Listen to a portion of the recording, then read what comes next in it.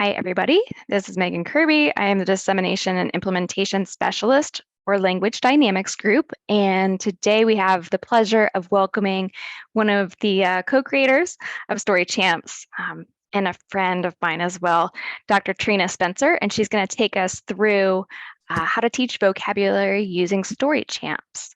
And so without further ado, we've got a lot to cover. Take it away. All right, great. Well, it's super exciting to do this. I know Megan's been trying to get me to do a webinar for a while, but I was kind of out of the country and doing lots of other kinds of travels and trying to reduce my demands. So we had to postpone a little bit, but here we are. We're going to talk about vocabulary. I love vocabulary, AKA sparkle words, right? I don't have a good sense of how many people are on this call who are like beginners or people who are more veterans. I mean, I recognize some of the names. So there's some people who have been using Story Champs for some time. So I definitely acknowledge that. And I want to say that because you guys are out there using it, maybe not every day, but more than me, probably, I would love to get your ideas and like the way you're extending Story Champs to teach vocabulary. Towards the end, I should be able to leave some time for you guys to share your ideas and things for other people. Okay, so I do have a lot of content. I'm going to go through it kind of quickly. If you are new to Story Champs, I really encourage you to do some of the other recorded webinars and, join the Facebook PLC to try to get some, input from others who are more experienced and, watch videos and things like that. Okay. Also, I love it when people email me in my emails. I have two emails that are relevant here, trinaspencer@usf.edu and at trina.spencer@languagedynamicsgroup.com. And I am an associate professor at University of South Florida, and I mostly do research and develop stuff related to Story Champs and assessments. Okay, so why do we need Story Champs? Let's just start right there. For those of us who are new to it, the reading crisis is quite real. And there are way too many students failing to read on grade level. And this is a phenomenon that we experience here in the US, but it's also something that even on other fairly developed countries are experiencing as well. So across the globe, my experience is that children are not reading on grade level, and across the globe that the problems are not necessarily, or they're not largely or primarily a decoding problem, yet that's where our efforts have been in schools. The efforts to enhance decoding instruction has barely moved the needle. It's one of the evidences we have that it's not just decoding problems, even though we know that schools haven't really taught decoding efficiently or well over the last couple decades. Nonetheless, the instruction for comprehension related skills and repertoires is almost non-existent in schools. So what we do find is that a simplistic way of saying this is that educators are solving the wrong problem because they don't have the right tools. And that's where Story Champs and our cubed and our assessment tools come in, is really designed to be the right tools to help educators solve the right problem. Okay, so this is a graphic that's actually published in a new article. If you haven't checked it out, it's an open access article in the Reading Teacher called Classroom-Based Oral Storytelling Benefits Reading, Writing, and Social Skills, something like that. Anyway, you guys should check it out, especially if you have a teacher friend or you are a teacher and you want to know how to integrate oral storytelling in the classroom. That's a brand new article that just came out maybe, I don't know, a month or two ago. Anyway, so this graphic, I like using this graphic because it emphasizes the importance of listening and speaking for the development of reading and writing. And it also shows that all of these things, listening, speaking, reading, and writing, are all language. Okay. And this is the reason why, some of the linguists and really well-known researchers in these areas say every teacher is a language teacher. Unfortunately, teachers do not get instruction in language. And, even myself, I had to learn what like a subordinate clause was, what's a relative pronoun. I had, like these are things I didn't even know, yet, I had a PhD. Right? You have to learn these things and somebody has to teach you about language. And so what happens as a result of not knowing enough about language, we're not teaching it very well in school. And so this idea that listening and speaking is a foundation is kind of like a just simple message that I have been consistently talking about. And when people hear it, they're like, oh yeah, of course that makes sense. But across the globe, we're still teaching reading and writing almost exclusively through reading and writing mechanisms. And we have kind of ignored this foundation. But like if you're building a house, you don't build the house on a rocky foundation or one that doesn't exist. And listening and speaking are the foundations for reading and writing. And if we go through those foundations first, and make sure that we have a firm and steady foundation, we're going to be able to teach reading and writing much more efficiently. Notice also that I have a kind of like some arrows there. These 4 skills are actually reciprocal in nature, because when you work on listening, you're also working on things that are related to reading, and speaking and writing, that's the expressive versus receptive side. And then listening and speaking are reciprocal, and reading and writing are reciprocal. And so when you work on something that might be common in all 4 of those specific repertoires, you actually improve all 4 of those repertoires. So that means we can be very efficient if we recognize the language constellations at the center of all 4 of these skills. Okay, so academic language is my favorite topic, and I'm so immersed in it. As a matter of fact, today I was cleaning data from my academic language database that has 9,000 rows, 9,000 language samples for academic language, and I have 27 more rows to clean, but my eyes are bleeding from this task. So academic language up to here. Anyway, this is one of my favorite quotes. Academic language is the pivotal skill repertoire for closing the achievement gap, and attention to it is nearly absent in primary grades, right? We know that this is that pivotal skill that's relevant to listening, speaking, reading, and writing, yet nobody knows how to teach it, and we do not have the right tools. At least without Story Champs, we don't have the right tools. Okay, so academic language can be defined as the language used in school to help students acquire and use knowledge, and it is oral and written. All right, so it involves things like vocabulary, complex syntax, narrative informational discourse, so like the patterns in these discourse levels, and then inferencing. And if you want a whole course on academic language, the Northern Speech Services, I did a CEU course for them. If you are SLPs, you can get CEU credits, ASHA CEU credits with them. And I get really good feedback on the course, but it's I don't know, it's all intense on academic language. Might be a good resource. So let's talk about vocabulary though, because that's really the the topic of tonight. And oftentimes when we say academic language, people immediately go to vocabulary. Well, it's a whole lot more than vocabulary, but it is a critical element of it. Let's see, last night in my class, we were talking about the fact that most of the research that we have on improving vocabulary shows that it doesn't actually transfer to reading comprehension improvements unless it's also integrated with the other types of other dimensions of academic language. So if you work on vocabulary in isolation, you're not really going to improve or move the needle on reading comprehension or writing. You have to then pair it with syntax, complex syntax and grammar, informational narrative discourse, and inferencing to actually have that transfer effect. Make sure you remember that. It's about this integration of these dimensions of academic language. All right, but let's talk about vocabulary because that's what tonight's webinar is about.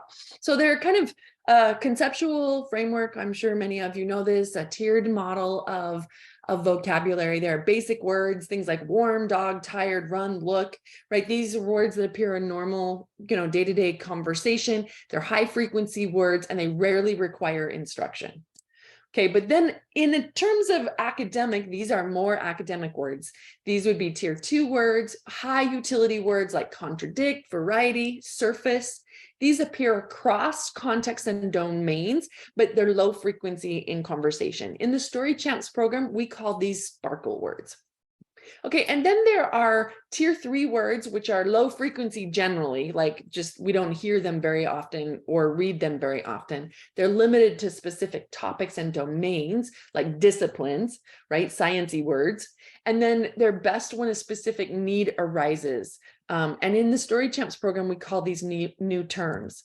And it's funny, I used to have examples there, but things like photosynthesis, citizen, government, or canals, or those are kind of words that are domain specific that would be considered tier 3 and new terms in the Story Champs program. One of the things I want to point out is when we're working with children that have language difficulties, or just typically developing children who are struggling with comprehension, we probably need to be more intentional about polysemous words, right? I just love saying the word, but they're words that have multiple meanings. And they also may have different parts of speech. Well, the English language has a ton of polysemous words. Look at this really common word, ground. It actually has 32 different meanings for one word spelled the same, G-R-O-U-N-D, 32. And I'm just giving you some examples. Firm or dry land, as a noun, as an adjective, it's situated on or at the surface of the earth. It's on, the ground. And then you could ground something, you lay or set it down, or to put out of action or make unable to participate, like as in grounding an airplane, right? So that's an example of a polysemous word. And there are many sources for you to even Google some lists of fine polysemous words that are likely prevalent in the academic material or the curriculum that your kids are exposed to, so that you could work on those words. All right. But anyway, I digress.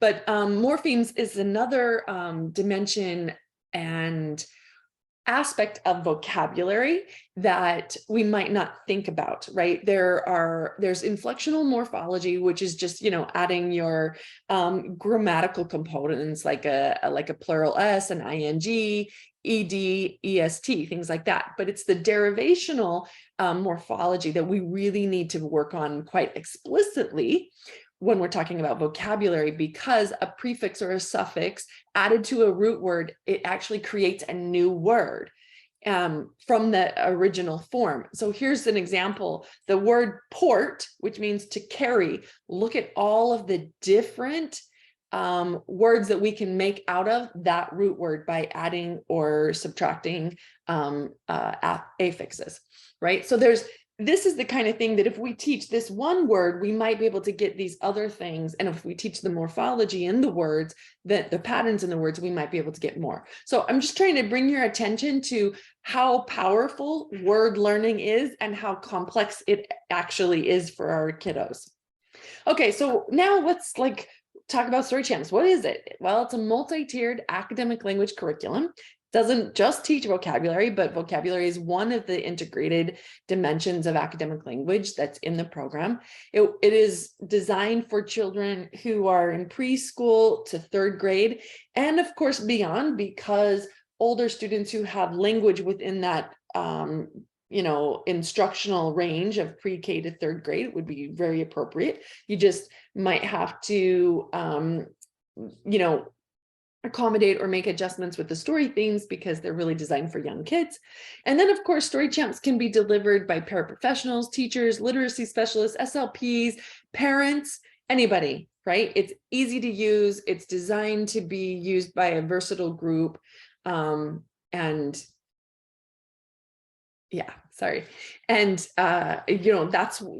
kind of our intent always, is to make it simple enough for anybody to use. Okay, I also want to point out that Story Champs has a lot of great research. We have an infographic on the Language Dynamics Group website. And one of the things I wanted to point out is that, because I'm talking about vocabulary, at the bottom in the left is kind of all the outcome measures of research in the research studies. And if you look at the darker and longer the line is, the larger the effect size is. So when you look at taught vocabulary and inferential vocabulary, which if we have time, I'm going to show you the actual results of some of those studies, our effect sizes are very large, right, in story champs. The cool thing is the vocabulary instruction is embedded in all the other things. So it's not like it's a drill. It's not like pulling it out of something meaningful context. It's all done together in a very integrated way. This also, I wanted to point out that there is a recent meta-analysis on interventions designed to improve narrative language, and story champs is these ones that I'm showing you at the bottom, all of which have larger effects, observed outcomes, right? Those are the things at the bottom. That dotted line is kind of like the average effect, and all the story champ studies are on the right side showing that we have larger effects. And if you notice, this is about all of them. We're like at least a third, maybe a little bit more than that, of all the narrative intervention studies. And these are just the ones that were published at the time that they did this review. Okay, so why isn't there more attention to vocabulary instruction in schools? First, I want to say there probably is more attention to vocabulary than there is the other dimensions of academic language, but still there's not a lot of great attention in school about vocabulary instruction. So I would say that some of my answers are that it's separated from this other kind of higher order language. There's a lot of like teach this word explicitly and in isolation kind of a thing. And then dictionary definitions and sentence writing might be kind of like the go-to strategies for things. And also productive vocabulary instruction is actually hard to do. There are also like few really good resources. A lot of times that when we're teaching vocabulary, teachers just don't know what else to do other than this word means this, and let's practice the definitions. And so those are some of our barriers, I think, in schools. And of course, I'm speaking to probably a mixed audience. Maybe we have teachers, maybe we have SLPs, maybe we have reading specialists. It really doesn't matter. My point here is that we need better tools. We need to do a better job. And maybe you do a good job, but not everybody has the tools and the resources. So here's what we know from research in terms of like what vocabulary instruction should look like. And the reason why I'm telling you this now, that when I show you what happens in story champs, you already have kind of like, here's what the research literature tells us we're supposed to be using, and you'll see how that is integrated into the story champs program. So we need to have systematic, focused vocabulary instruction. Of course, there's going to be some words that we have to teach explicitly and systematically. We need to make sure that there is repeated exposures to practice the new vocabulary words that we're teaching, and sufficient opportunities to use in a variety of contexts. So we can't just teach us a word and then this is the only story or the only context in which that word ever occurs. And then we need strategies to help students become independent vocabulary learners. We got to figure out a way to teach kids to be good, strong vocabulary or word learners, because the kids who need vocabulary instruction are already maybe many words behind, and they're not going to be able to catch up through just explicit, systematic, focused instruction. They're going to need strategies to be able to get word meanings through context and through reading and listening and those kinds of things.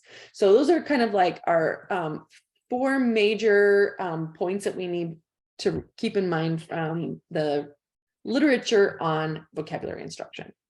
Okay, so story champs. Some key features of story champs are engaging visual materials, explicit teaching procedures, and carefully structured stories. Those are kind of the hallmark.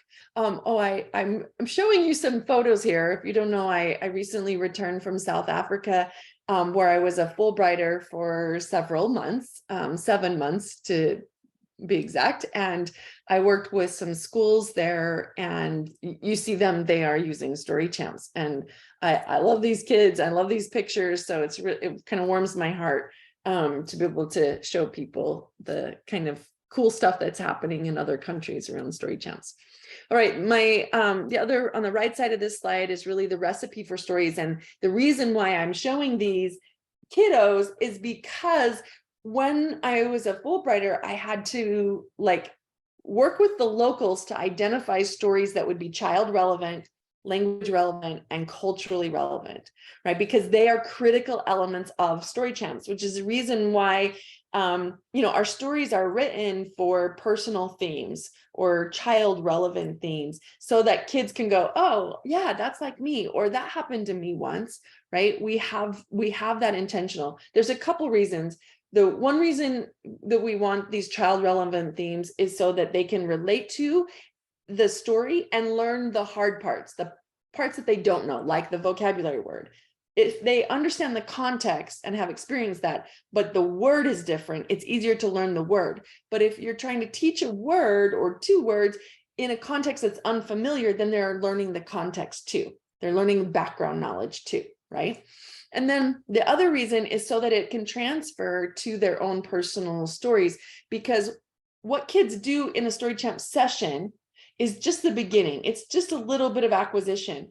What they do outside of the session should be 80% of their practice with the storytelling and the words, and that's generalization. And when they do that, when they continue to practice the telling stories and using the vocabulary words outside of that story champ session, that's how they're gonna, that's one of the reasons why story champs work so much, is the way we teach it, is it so that it's immediately useful.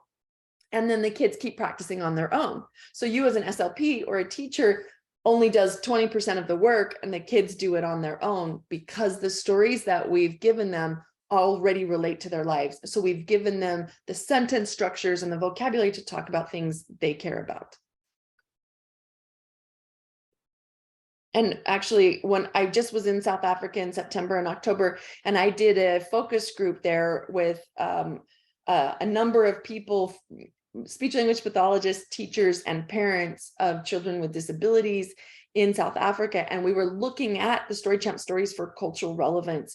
And they gave me some of the coolest things, like, all these moms in these images are skinny, but the moms in Africa have large breasts, right? And I was like, actually, I know I made that observation, but I didn't connect it to the illustrations.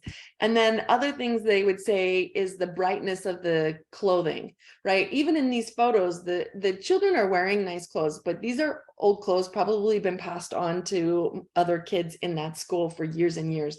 They're dingier in color. They're more subdued in color than some of the illustrations. And so things like that were so culturally, I wouldn't have picked up on them. We need to explore those things in these other contexts. All right, so these are the materials, just a snapshot of it. We have illustrations, icons, games, lots of materials on the flash drive. And the storybook. So the carefully structured stories, that's where I'm going to go into next. And I'm going to show you where some of the vocabulary words are kind of like tucked in. This is a level A classic story. It's one of our simplest, it is our simplest story. And notice there are vocabulary targets, but they're not in the story. They're only if you want to add them, or if you want to work on them separately, then you can do some, manipulation of the story. But otherwise, they're not there. And this particular story level, it was not designed to work on vocabulary. This is also a level A, but this story was designed to work on vocabulary because it's a blitz story. The blitz stories are, all the blitz stories have embedded vocabulary targets in them. And this one actually has 4 words with only 2 that have contextual support. And that's an important distinction. The black bold are the primary targets of that particular lesson, and they have clues embedded in them. They're in the italics. So gulped is the word, and then quickly, and then ate it fast. Those were the clues. And then delectable is the target word, and the clue is yummy. Now the words disappointed and ruined could also be, a target, but they would have to be explicitly taught because the definitions or the clues are not illuminated in the context. Okay, so this is another blitz story, but it's a level B. And the only difference in the level B stories is that there's more story grammar elements. a few more words, and longer, right? So as you go up from A to J, the stories get longer, more complex in terms of discourse. And then again, the black bold words are the primary targets, and they have the italicized words are the clues. Now, when we hit level C, no longer are the vocabulary words the primary targets. Here, we're working on causal connections. Now, keep in mind, the vocabulary words are still in this story: disappointed, ruined, gulp, thrilled, and delicious. But because the purpose of the story is not to teach those words using those clues, the black bold words, which is because and so that, those are the primary targets, causal connections. And then the same kind of thing with the temporal connections. But keep in mind, all of the stories from level B, blitz stories from level A to J, all have embedded vocabulary words. They're just, each level is designed to teach a different primary target. Okay, so this one would be modifiers and causal and temporal connections. But again, the bold gray words are in there because kids need to have additional practice with words, and you can be practicing them and teaching them whichever level of story you choose. This is a level J. And notice the story grammar elements across the bottom, that's what increased, and the length. Okay, and then the illustrations in the Story Champs program, the Blitz stories have 8 panels, the classic stories have 5 panels. And if you're doing a Blitz story level A through I, you would only use panels 1, 2, 3, 7, and 8. But if you're using a level J story, you would need all 8. And that's because it has a double episode. There's probably another webinar talking about how you would teach those specific things. And so I'm not going to go into them much today, but that's the level B where you would use 1, 2, 3, 7, and 8. All right, let me just check the chat and see if is there anything in here? Nope, you're good. Keep going. Yeah, okay. Let me know if I need to address something, okay? I absolutely will. Keep going. All right, good. Okay, so let me just say, I kind of walked through, let's see, visual material and carefully constructed stories. And so now I'm going to be transitioning into the explicit teaching procedures. But one of the challenges for new users is where to start, because Story Champs has so much flexibility and so much capacity. It's a little bit like, it's a little overwhelming. And so one of the things that I've done to help you get started in terms of lesson planning is create these quick start guides. So it's in the box. It's a hard copy, and I'm sure Megan or others have a PDF. If you need that, just email somebody and request it.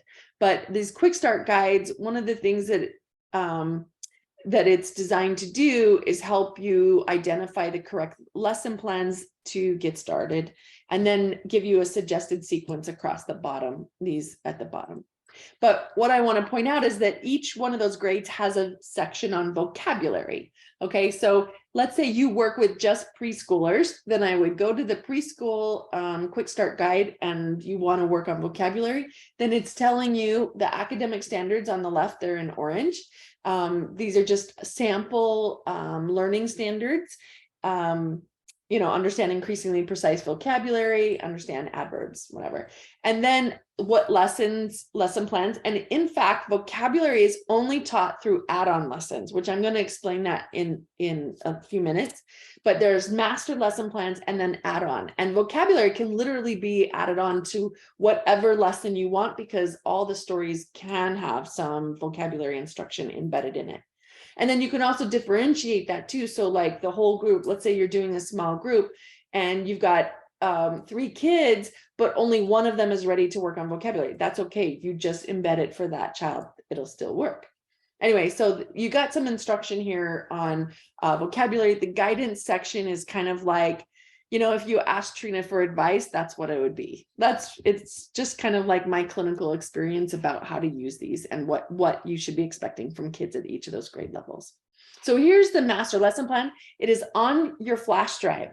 I can't tell you how many times people get their box and they say, great, I'm overwhelmed. How do I do this? And I said, have you checked the master lesson plans on your flash drive? And they go, oh, no. I was like, well, that's where it is. And the reason why it's on your flash drive is because there are 65 different lesson plans, and every user is going to use just maybe a handful of them, not all 65. So we don't pass that cost along to the user, because you can just print out the 2 or 3 lesson plans that you're going to be using.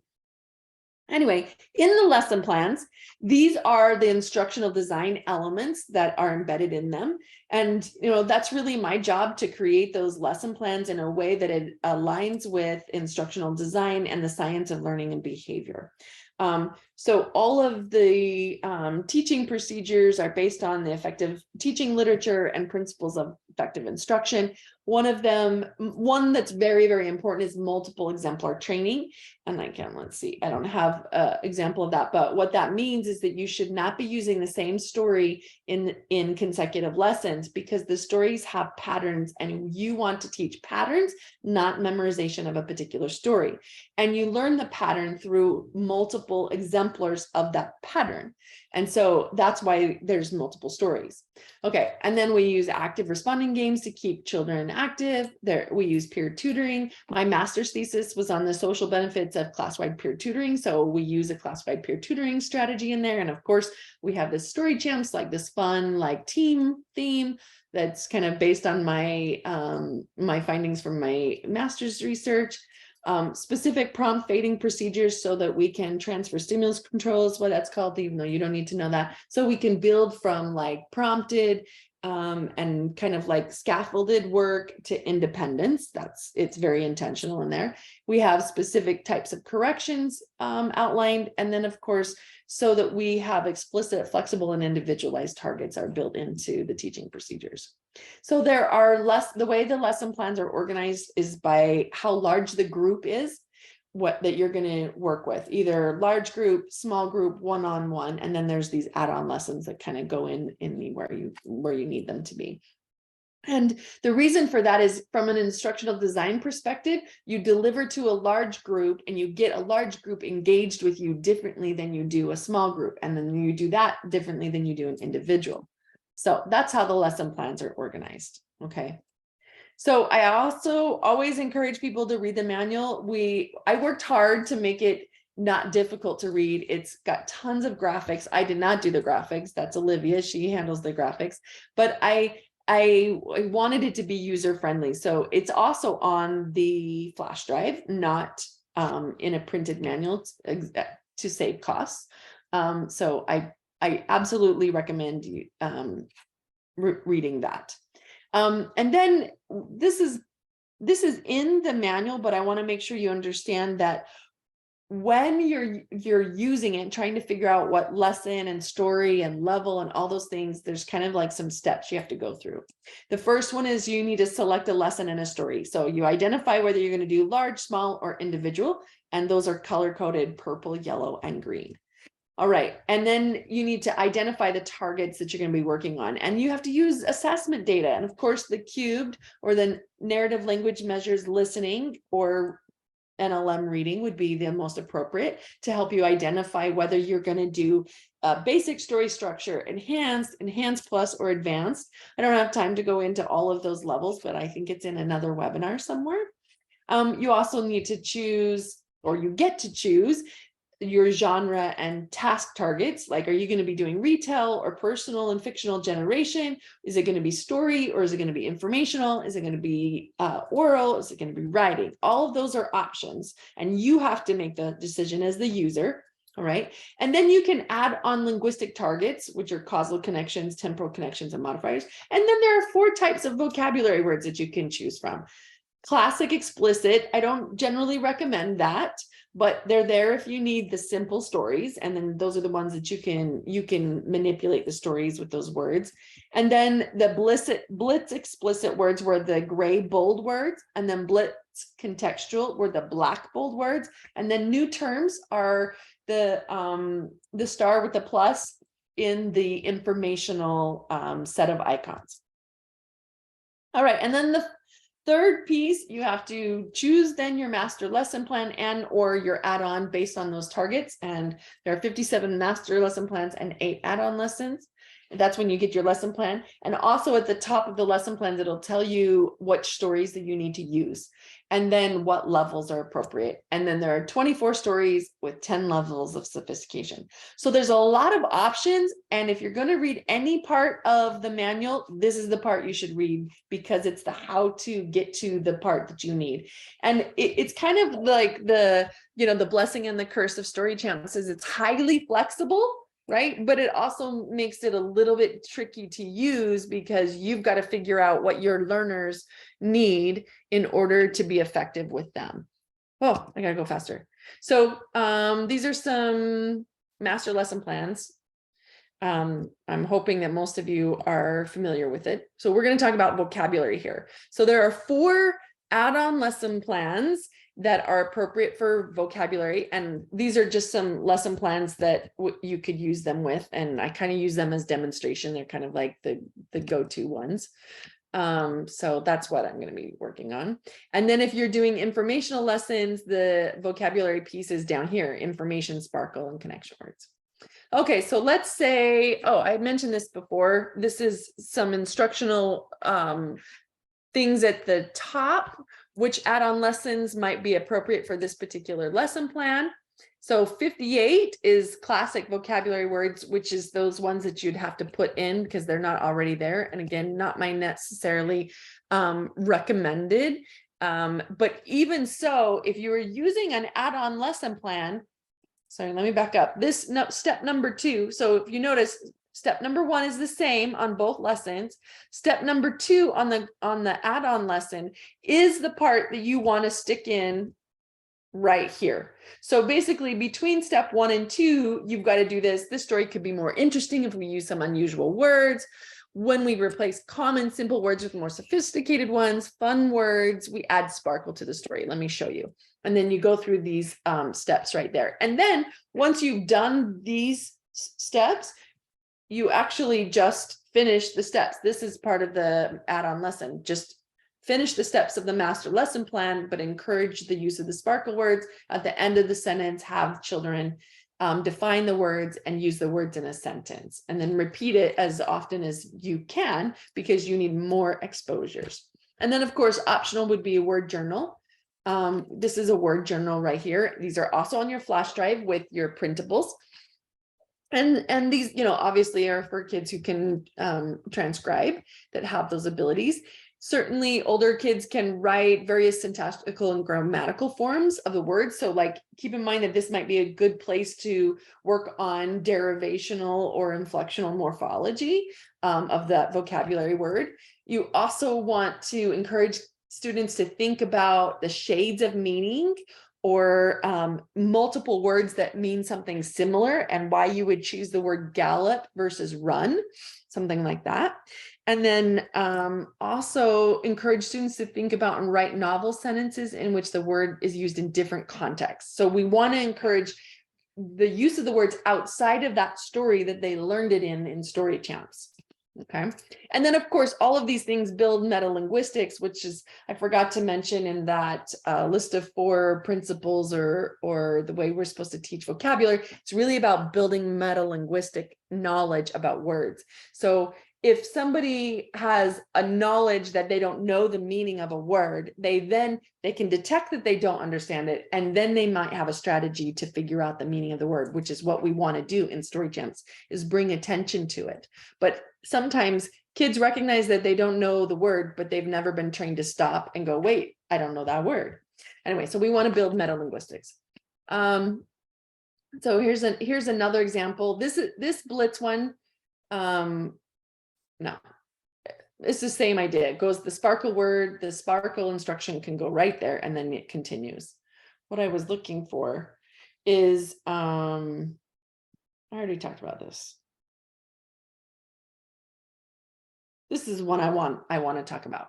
Okay, so add-on lesson plan 60 is my favorite, and that's because it's targeting the black bold vocabulary words in the Blitz stories, and it's teaching children to use the clues in the story to figure out the meaning of the word. So this tells us, Blitz level A or level B, which master lesson plans you can add this to, and then the word journal that could be helpful. So this clue finding step is my favorite, right? In this story, the story has a couple of big words in it that you might not understand. I don't know what just happened. Anyway, let's see if we can figure out what the word means, right? So one of the things you want to do is you want to have the students repeat the word and then have them listen for clues. And then if they don't have the ability to figure out the meaning of the word using the clues, then the teacher or the interventionist would go through a talk aloud procedure where they just kind of talk through, oh, that might be the clue right there, right? Oh, cluttered, it kind of sounds like her room is messy. Yeah, it says right here her room is messy. I wonder if cluttered means messy. So you just kind of like model that talking about it. And then once you come to some conclusion, it's like, yeah, I think cluttered means messy. Everybody say that with me. Cluttered means messy. Great. What does cluttered mean? Messy. So then you're getting them to say the word, say the definition, and then you can repeat that step with each of the sparkle words. And then, of course, the master lesson plan say finish the steps of the the add-on lesson plan says finish the steps of the master lesson plan, but make sure that you're having kids use the word when there's an opportunity for it, define it, and then at the end they can use the words in sentences. So they're getting more practice. So these are the clues right here, that very hot, messy, and melted. Those are the clues. Okay, Spot the Sparkle is another add-on lesson plan or add-on lesson that I would really encourage you to use. Again, on your flash drive is a ton of Spot the Sparkle posters. So all of the words that are in the Blitz stories are in a poster that looks like this. There's a lot of words. So there's 8 words in every story. 8 times 24 is basically how many posters you have.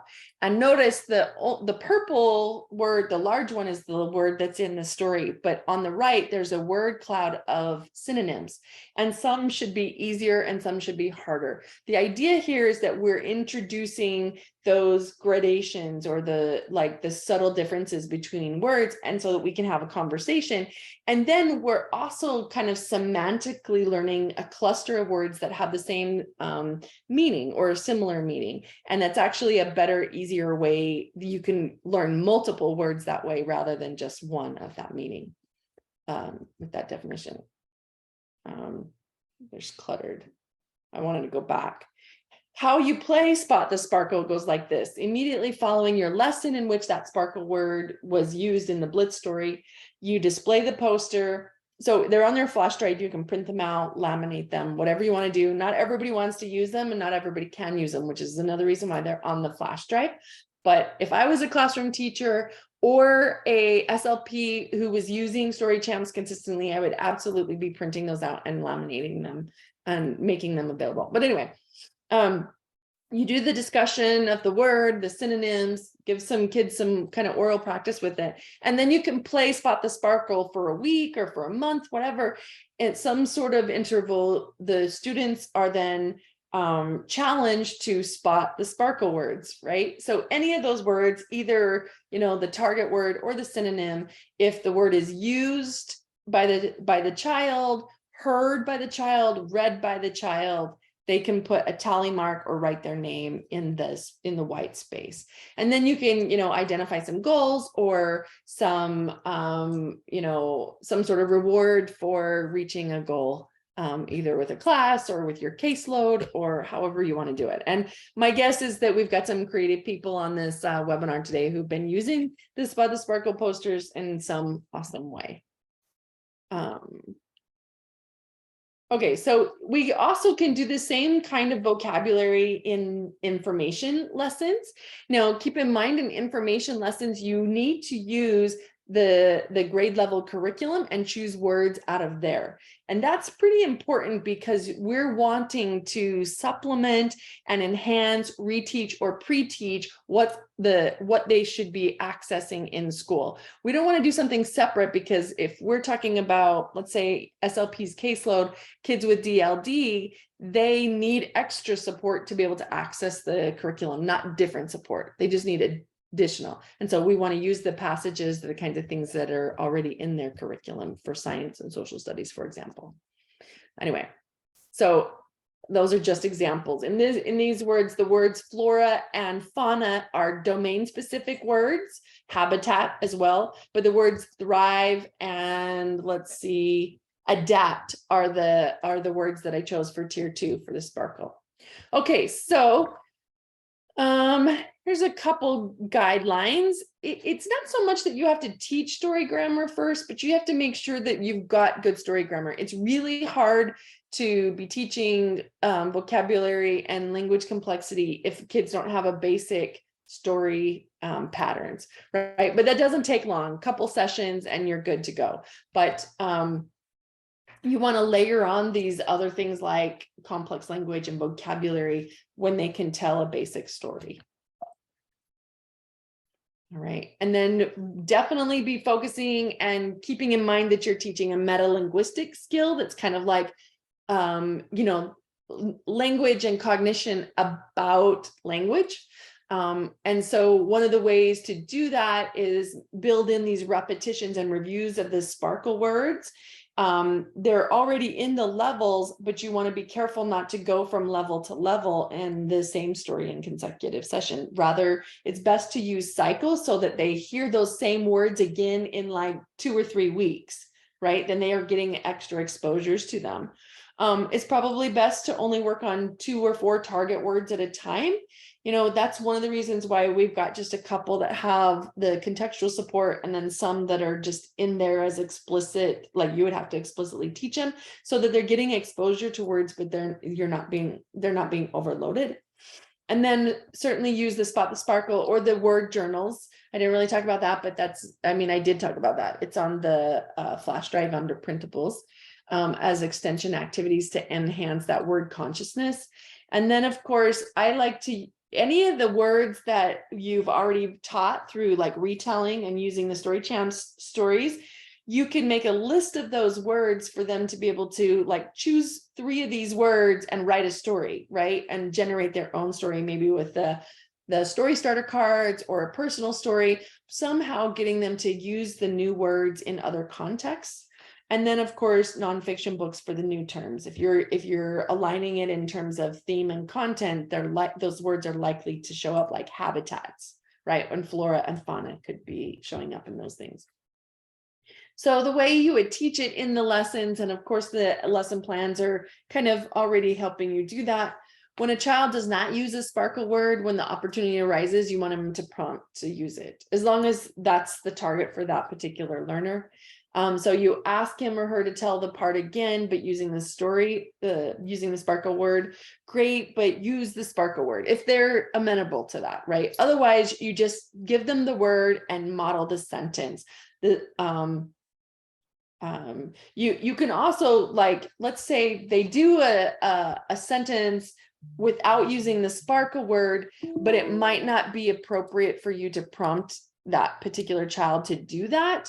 Then you might just say, yeah, remember our Sparkle word for messy was unkempt.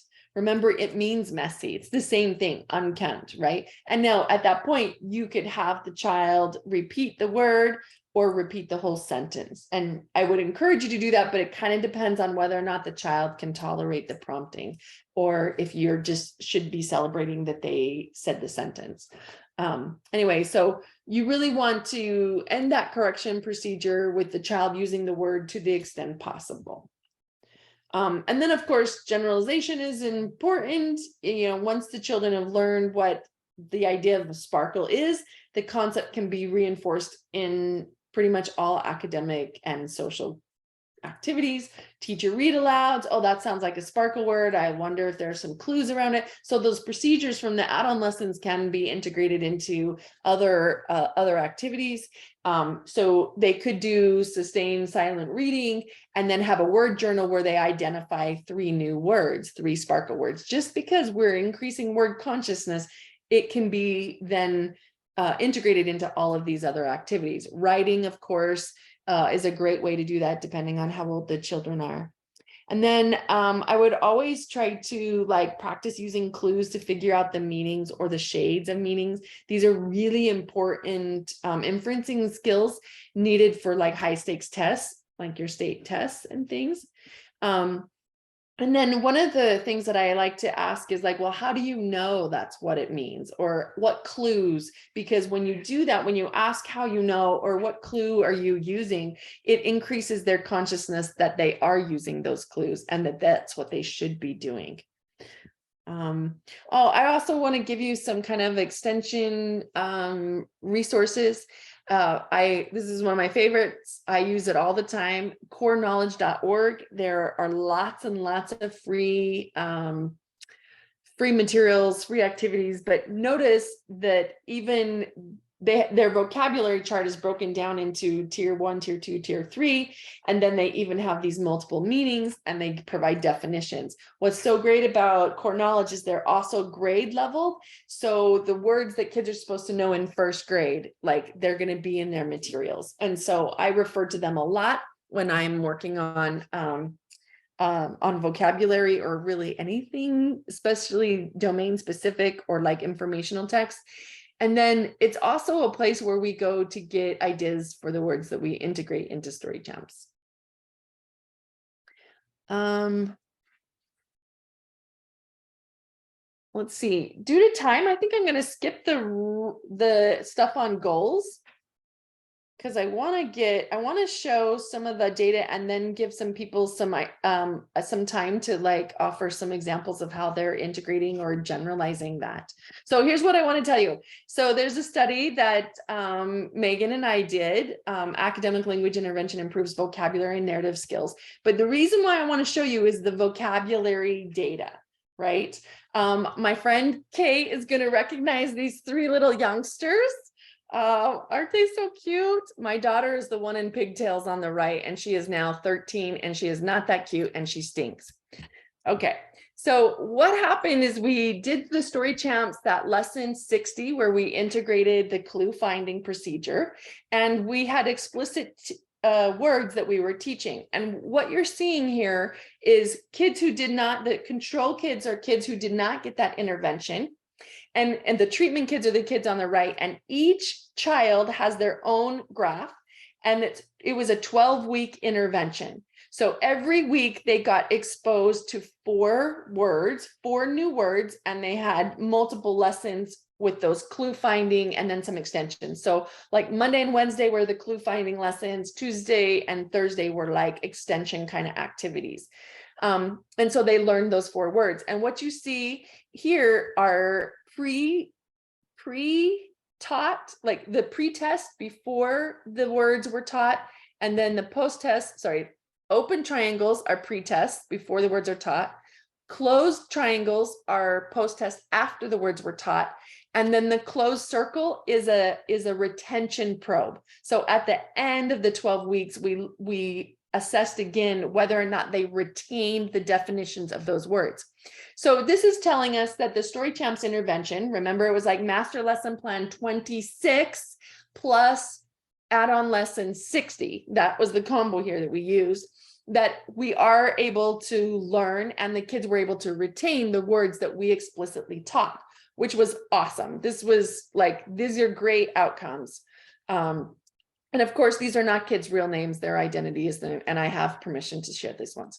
Okay, these are retention probes. So this is just looking at those things a different way, but it's the groups. So at the top, you see the group that got the treatment. Pre-test probes were low, post-test probes are high. There was some forgetting of the words, but not tons. And then at the bottom, these are the control kids.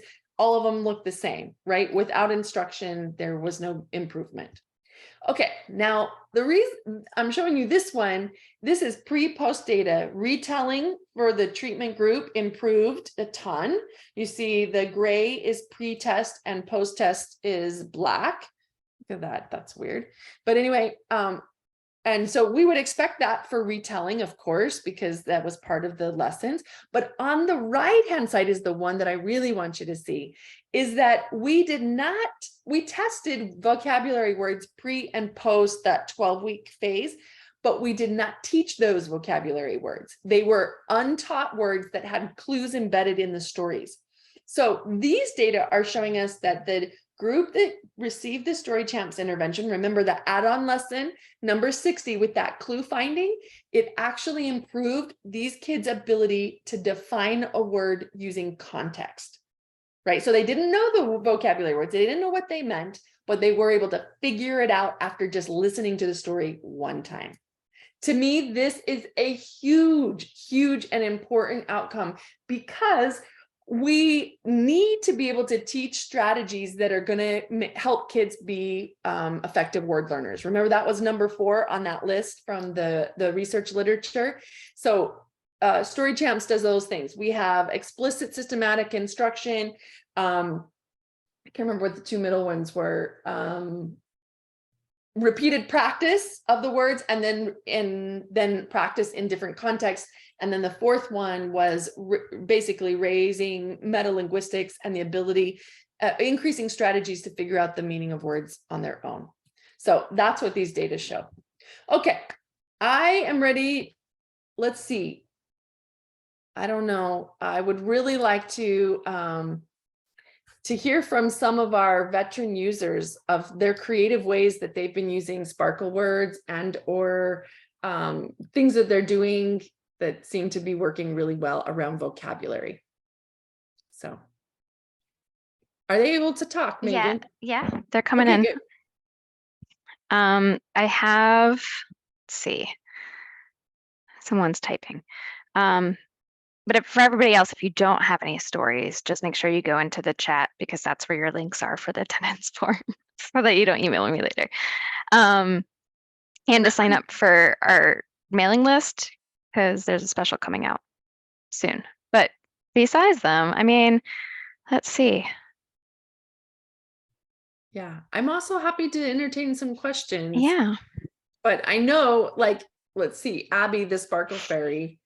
And by the way, if you're not a member of the Story Champs PLC, do join the Facebook group. You know, it's a pretty mild group, you know, but that's where Abby posted a really adorable picture of her in her Halloween costume. She was the Sparkle Word Fairy. I will throw that in the group as well.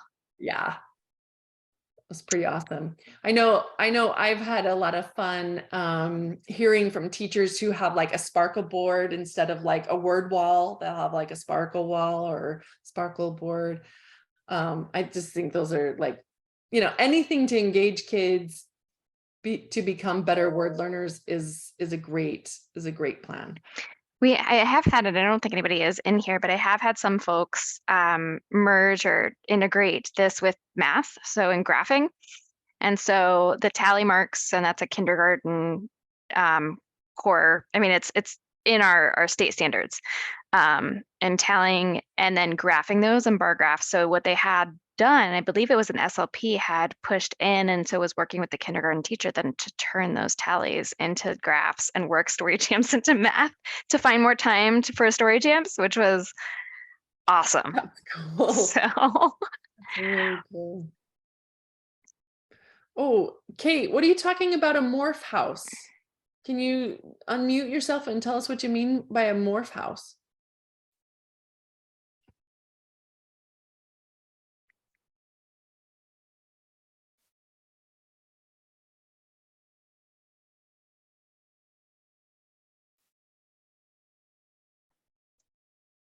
No?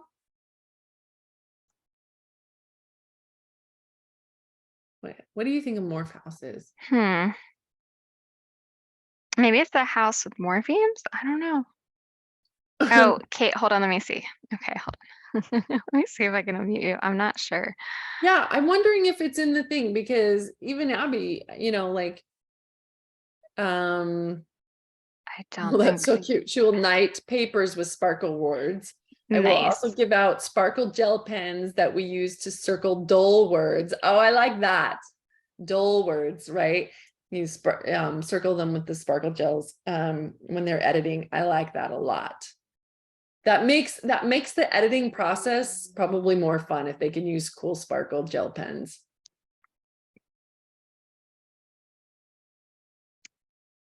So Deborah asked if and how others are using story champs in self-contained students in middle and high school. We get this question a lot. And so especially with, I mean, it's great for the vocabulary, but I think most of the time we're focused on the lessons for narrative structure at that point, because if you don't have it by then, that's our critical time. Feel free to anybody in the audience to jump in. I know this has come up also in the Story Champs PLC, right? Where it is focused heavily on trying to teach like personal story telling.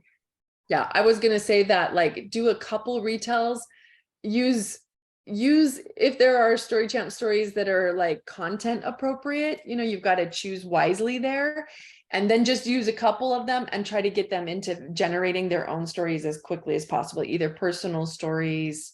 Yeah, that's probably most relevant, but even maybe fictional, depending on the kids and their abilities. But also changing content. So I know what we've done in the past, another district and I went through some of the stories, and yes, like if you're going to be playing with your little sister and blocks her like the doll, so Hannah plays with her sister, that one isn't appropriate per se for that age. However, you could change the characters or you know, in some of the other stories and make it of interest, right, to the students. You can use their names and really engage them more so. But there's very few stories that wouldn't, that I feel would not be appropriate, because I think developmentally they are. All right. Yeah, Abby has some more ideas too. But Elizabeth Blackwell is asking about the use of story champs with self-contained students who are new AAC users. Yeah. So AAC is a tricky one, right? Because, and actually I have a handout on simplifying story champs and it has some section on AAC. Are you able to drop that in there for her? Yeah. And there's kind of some prerequisite skills to be able to retell a story. Not that the story champs isn't useful, but I wouldn't be expecting a brand new AAC user to be retelling a story or generating their own stories right away. But you can use it for other things, like for labeling and, you know, maybe, you know, using some of their adjectives or whatever is on their board or their device. But you also might consider making sure that they have the prerequisite skills, which would be that they have a requesting repertoire and a receptive language repertoire. And there's a handout, the three skills. I'm getting it. I'm getting it. Like the three skills on the website. Yes. Like I have it. Okay. Yeah. You got to find it on the research page, but it's right here. Yeah. Attention to the story. Yeah. You could still use pieces of it for like answering questions or receptive language or just simple expressive, maybe one symbol words. But AAC was one of the reasons why I went to South Africa for my Fulbright, because I worked at the Center for Augmentative and Alternative Communication. And while I was there, I did a systematic review of AAC interventions to develop like commenting, telling about, and labeling repertoires, which the majority of the AAC research is all on requesting, and you teach requesting differently than you do these other things.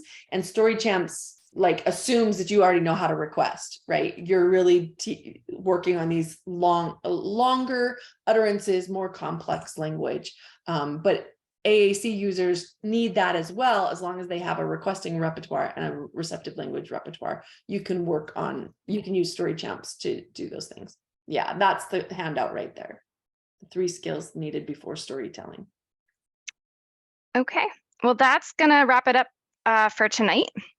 We could stay on here all night. But thank you all for being here. And for our friends overseas, thanks for joining us in the morning. Really appreciate it. If you guys have any questions for Trina, go ahead and you can reach out to her, or if you get in touch with me, you're going to receive an email. I'll have my contact if you want me to forward it to Trina. I absolutely can. But other than that, thank you all so much. And I look forward to seeing you at next month's webinar about multi-tiered systems of language supports.